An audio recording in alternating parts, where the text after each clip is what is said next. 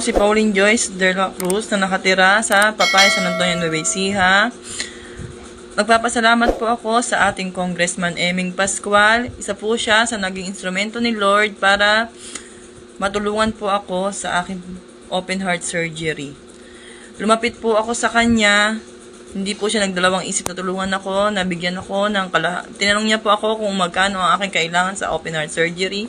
Sinabi ko po na 691,000. Binigyan niya po ako agad-agad ng kalahating milyon para makapagpa-schedule po sa Philippine Heart Center. Sa ngayon po, 5 buwan na po akong happy heart. Successful operation na po ako mula nung November 15. Ito po ang patunay na sa aking open heart surgery. At lubos po ako nagpapasalamat sa ating butihin kong Eming Pascual. Kilalang kilala po siya sa Philippine Heart Center. Ang sinasabi ko po, isa po si Congressman Eming Pascual na nagbigay sa akin ng kalahating milyon para sa pagpapa-opera ko.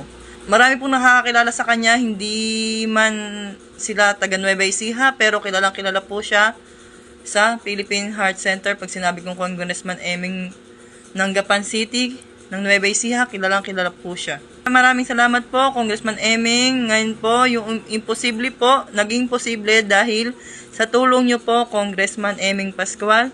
Nagpapasalamat din po ako kay Tita Lorna at Ate Divina Lustre para po, dahil po sa kanila, nagkaroon po ako ng pag-asa na lumapit kay Congressman Eming Pascual. Maraming salamat po sa lahat po ng mga taong tumulong sa akin.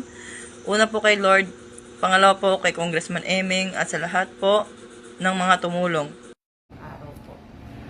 Magandang araw po sa mga nanonood. Ako po si Dennis Bote, taga Padulina, Geraldino, Nueva Ecija.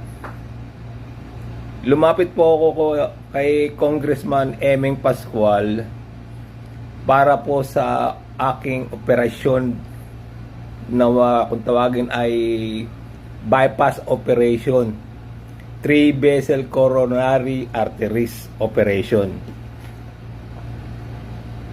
Nang makaharap ko po si Congressman Eming Pascual, hindi po siya nagdalawang isip na bigyan po ako ng tulong.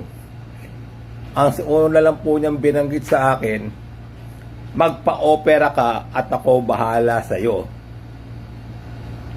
Malaking sa sinabi po niyang yon at sa effort po na ibinigay niyang pagharap sa akin, talaga pong na iba po ang pakiramdam ko nung araw pong yun. Hindi ko inaasahan na ganong kadaling lumapit. Sa halagang ibinigay niyang 350,000 po sa akin, tinanong po niya ako kung magkano po ang aabutin ng operasyon ko. Sinabi ko po sa kanya na ganyan at meron po akong perang konti lang.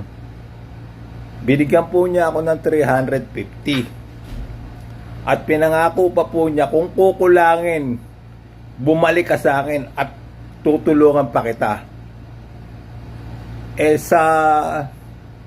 Ngayong nitong April 11 po, natuloy po ang operasyon ko. At makikita nyo naman po ngayon, yan sa dibdib ko,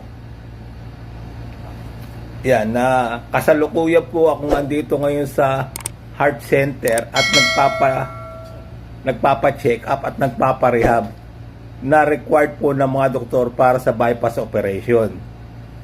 Sa totoo lang po, gusto ko po pumunta kay Eming, kay Congressman Eming Pascual at magpasalamat po ng personal.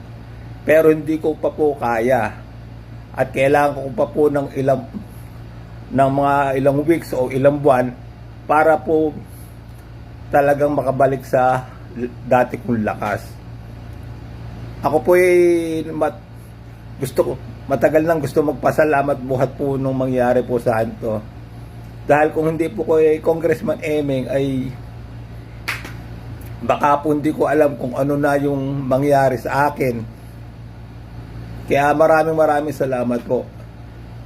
Maraming salamat po kay Congressman Eming at mabuhay po kayo. God bless.